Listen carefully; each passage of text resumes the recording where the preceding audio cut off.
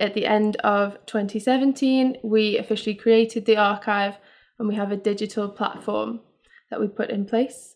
And we work with a network of Libyan civil society organisations which upload and submit information to the archive, and then which we use to analyse and create a general picture of human rights violations in Libya. Yeah, I think that's one of the trickiest challenges in being ahead of the curve, if you like. So because a transitional justice mechanism isn't in place in Libya yet, we're trying to keep a broader idea as possible.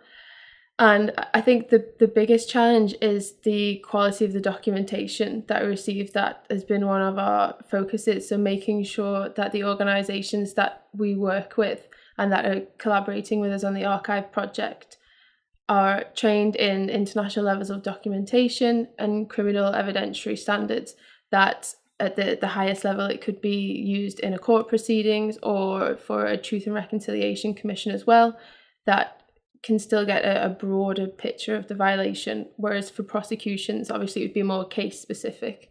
So we're for now keeping it open as possible to as many types of information, and then as the transitional justice process hopefully progresses in Libya, then we can see how we need to adapt our approach to better suit the mechanism that might be established.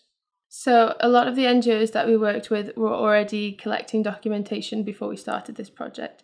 Most of them have been collecting it either since 2011 or 2014.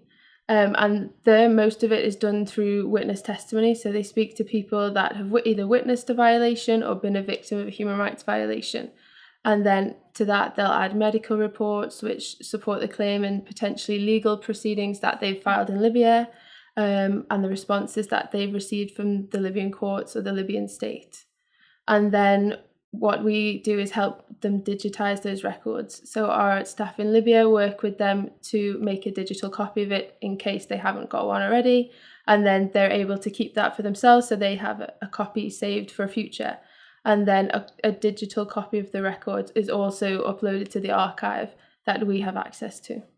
I think we don't see our role as directing the type of documentation that they collect. That's their own independent work already, and we wouldn't want to kind of impinge upon and seem to be directing the type of work. Our key concern is the quality of the documentation itself, and for that we try to support them in providing the training at the beginning of the project, which we did with all of the NGOs that we work with. And then also what we will aim to do as the project kind of continues into its second phase is provide refresher trainings for them, and then also get them involved in training new members of the network who will be starting to upload information to the archive as well.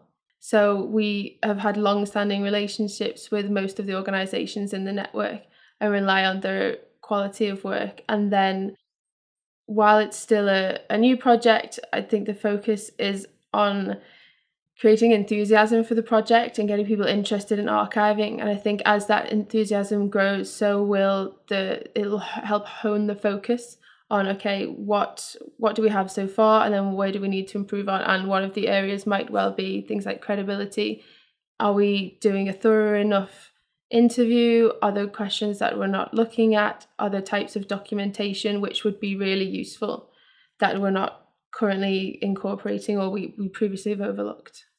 I mean, I think that's the case in all criminal proceedings, we see that as the purpose of the commission or the court itself, to establish the truthfulness of that document. And I think also as the body of documentation, the body of evidence grows, it helps peter out the stories which are not correct or are not true, and it will help better be able to define the narrative of what actually happened, depending on, conflicting statements from different witnesses that were saying they were at the same event. If there are obviously 5 people that are saying one story and another one doesn't coordinate with it, then I think that gives the mechanism for transitional justice, a means to establish the veracity of the information.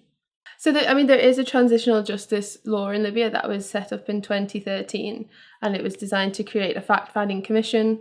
But unfortunately, like lots of the laws that were established in the enthusiasm post-revolution, is they aren't being implemented.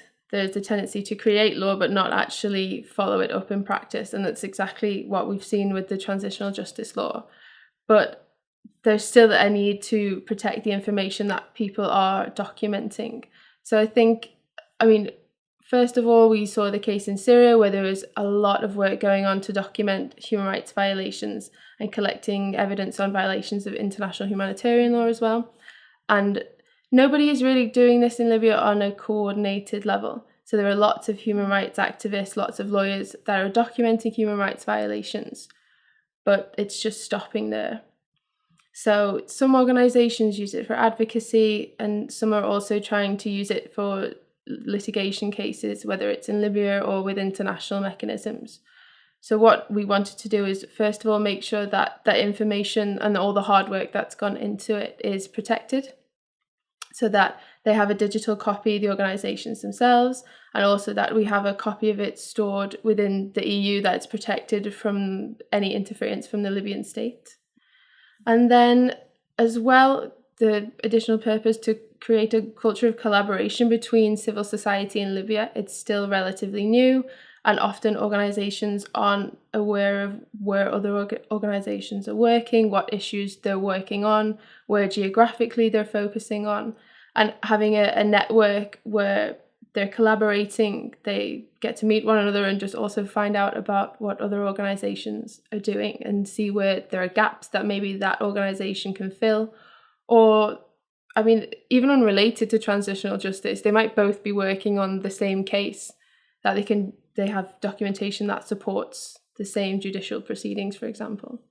But obviously the long-term goal is to centralise the information so that a transitional justice mechanism, when it's eventually established in Libya, can start working quickly, and there isn't a delayed process where it has to, continue to build a body of evidence first, that it's there ready to go once that process is in place. Plan and collaborate. There would be 2 words.